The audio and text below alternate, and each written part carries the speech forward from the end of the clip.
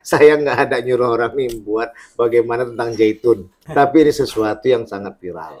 Dan ini membuat adik-adik mahasiswa sehingga memasukkan kupasan jadi latar belakang masalah dan induk permasalahannya adalah gagalnya bermoderasi beragama itu adalah dalam peristiwa yang terjadi contohkan oleh pesantren Al Zaitun. Kita bukan mengatakan Al Zaitun tidak mempunyai hal yang positif, ada. Namun yang menjadi pertentangan adalah di ketika wilayah eksoterik yang ada 5 dalam Yusuf Su'eb, itu ada Tuhan, ada Nabi, kemudian ada kitab, kemudian ada rumah ibadah, dan ada umat. Nah, ini sebenarnya yang tidak bisa disamakan dengan agama-agama yang lain. Ini tadi yang dibahasan oleh Fahmi bahwa ketika terjadi sholat, di situ disamakan. Ada yang bukan agamanya, yang masuk dalam melaksanakan sholat itu yang disebut eksoterik. Ini semua sepakat. Dan ini bukan apa-apa, pasti tidak akan cocok. Nah, halo sahabat semuanya, salam giat.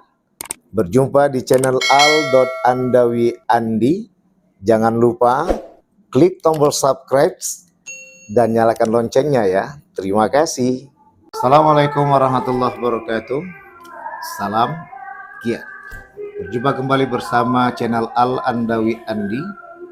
Kali ini kita dalam melaksanakan pertandingan musabaqah makalah ilmiah Al-Quran, atau kita kenal dengan M2IQ dalam musabaqah tilawatil Quran. Yang ini diadakan di Fakultas Usuluddin dan Studi Islam Universitas Islam Negeri Sumatera Utara Medan, yang tadi sudah dibuka oleh Bapak Dekan, Bapak Dr. Marembang MA.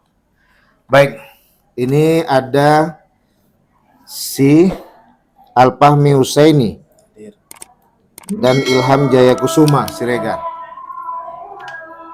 Fahmi dulu, ya. Fahmi, apa judul makalahmu ini? Moderasi beragama berdasarkan surah Al-Fatihah karangan Dr. Zainal Arifin. Oke. Kenapa kamu tertarik mengangkat Dr. Zainal Arifin MA sebagai tokoh yang kamu tampilkan dalam makalah ini? Karena bagi saya, menurut saya, di tafsir inspirasi itu, di tafsir kehidupan, bahwasanya di dalam surah Al-Fatihah menurut karangan Dr. Zainal Arifin itu sangat Dr. Zainal Arifin mana nih? Dr. Zainal Arifin kita Profesor. udah profesor. Udah marah nanti dia. Teman-teman Tapi itu. di dalam bukunya itu masih dokter. Nah, itu kan tahun berapa? Ya, nanti diperbaiki nih. Profesor Dr. Haji, udah Haji pun lagi. Baru pulang kemarin. Profesor Dr. Haji Zainal Arifin MA. Baik.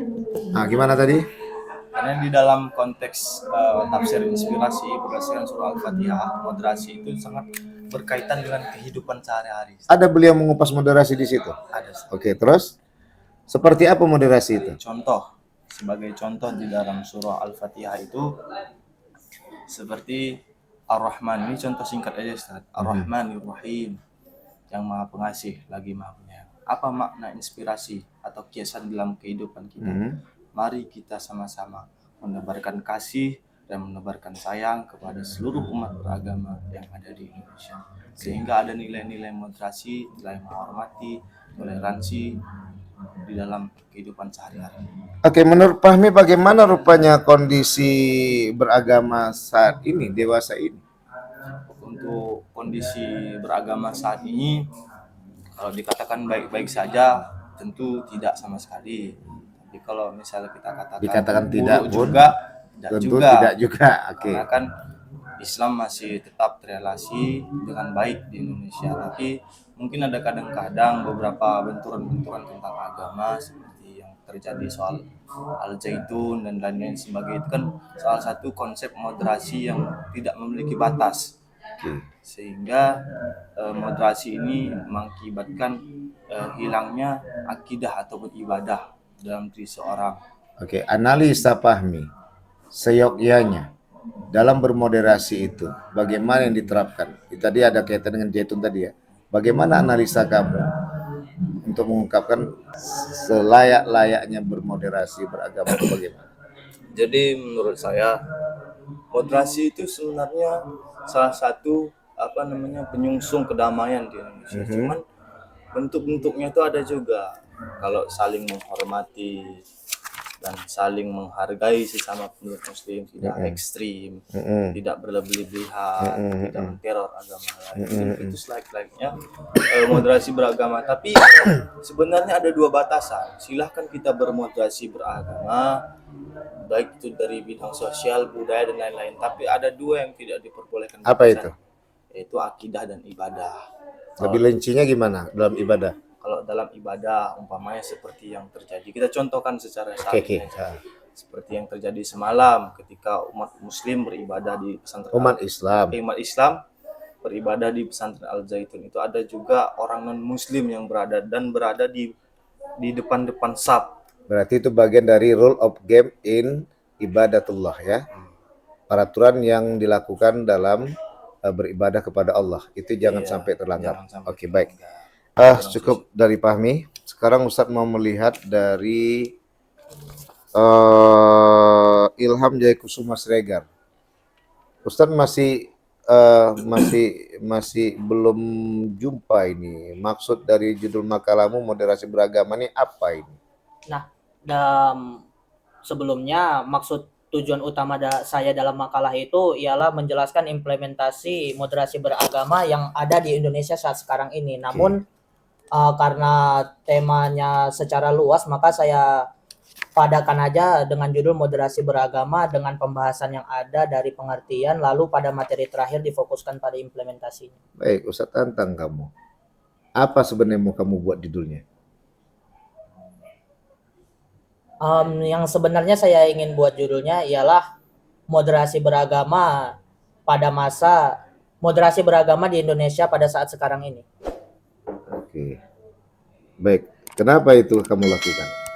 Karena Indonesia sendiri merupakan negara yang memiliki banyak suku, bangsa, dan agama, sehingga moderasi beragama ini pun lambat laun menjadi sesuatu istilah yang sangat ramai diperbincangkan. Namun untuk pengimplementasiannya masih banyak yang salah.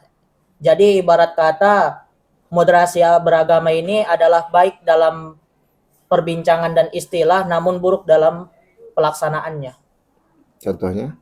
Contohnya sama pada saat kemarin juga mengambil kasus yang di pesantren Al Zaitun. Kemarin sempat dilaksanakan debat tentang pro dan kontra terhadap pesantren Al Zaitun ini tentang tindakan yang dilakukan di dalamnya. Dan yang mirisnya, pihak yang setuju dengan apa yang dilakukan di pondok pesantren ini ialah beberapa di antaranya dosen-dosen Universitas Islam Negeri. Terlepas dari manapun, yang jelas itu dia adalah dosen UIN di Indonesia yang menganggap setuju tindakan-tindakan yang ada di pondok pesantren ini. Kenapa mereka lakukan itu? Apa analisamu?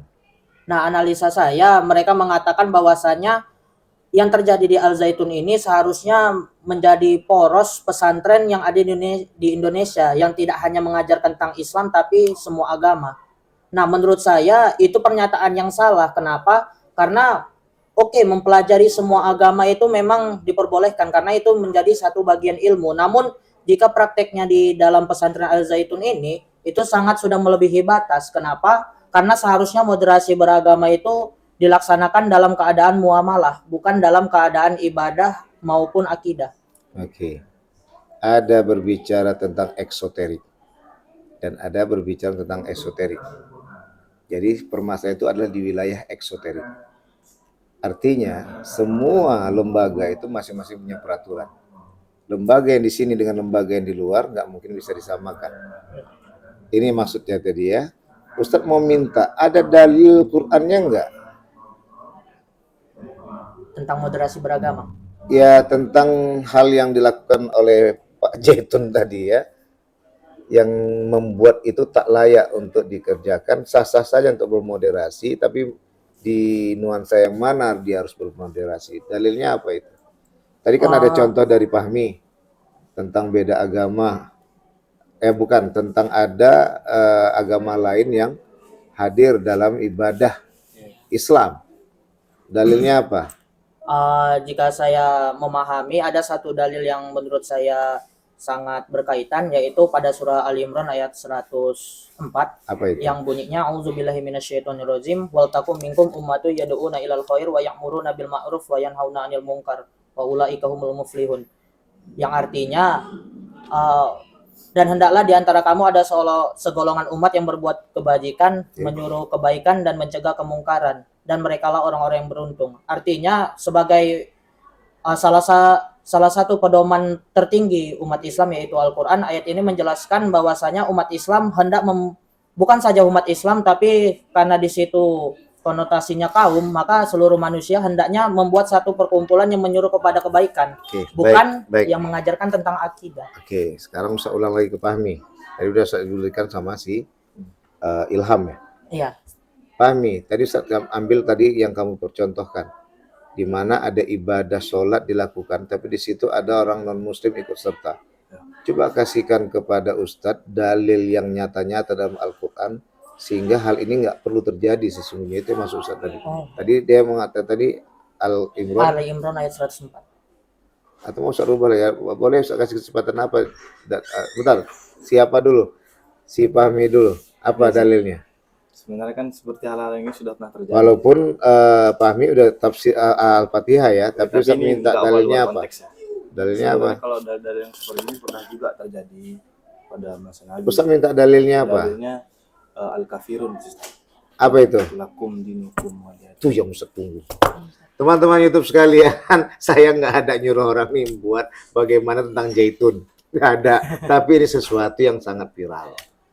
Dan ini membuat adik-adik mahasiswa sehingga memasukkan kupasan jadi latar belakang masalah dan induk permasalahannya adalah gagalnya bermoderasi beragama itu adalah dalam peristiwa yang terjadi dicontohkan oleh pesantren Al-Zaitun. Kita bukan mengatakan Al-Zaitun tidak mempunyai hal yang positif, ada.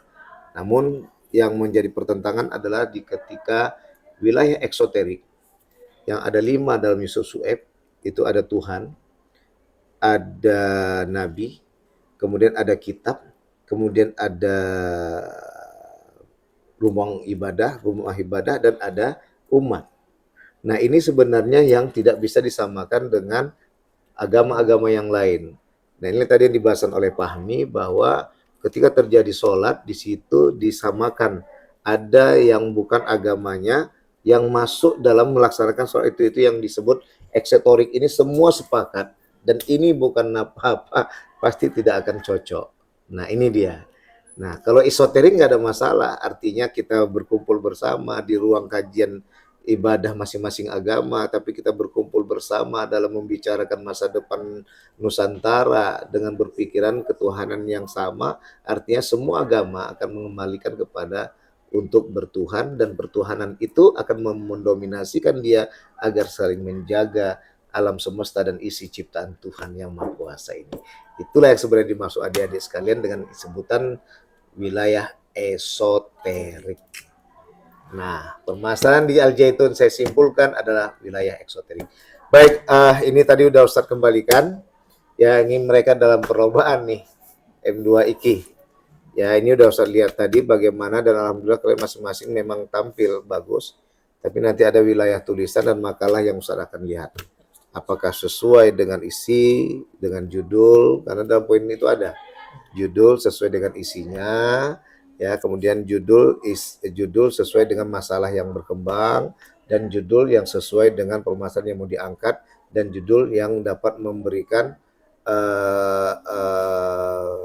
hal yang menarik untuk mereka melihat apa solusi yang dibangun oleh penulis. Ya, ini yang akan Ustadz lihat dalam penilaian terakhir. Gitu ya, nanti kita umumkan. Terima kasih ya. Cukup sekian Pak dalam pertandingan M2 IKI ini. Memang pesertanya kita dapat 2 karena terus terang teman-teman YouTube sekalian ada yang KKN nih. Kemudian yang kedua kita tahu bahwa di seluruh wilayah melaksanakan seperti Pak Dekan tadi mengatakan, Pak Dekan Pusi UIN Sumedan, bahwa di setiap daerah juga mengadakan MTQ, dan tentunya mahasiswa kita juga berada di daerah yang mereka domisili, dan mungkin mereka juga ikut serta sehingga akhirnya inilah yang hadir dalam penampilan yang kita miliki. Maka oleh karena itu inilah pesertanya apa adanya. Baik, cukup sekian. Mudah-mudahan ini bermanfaat buat teman-teman YouTube sekalian. Salam kiat. Wassalamualaikum warahmatullahi wabarakatuh. Waalaikumsalam.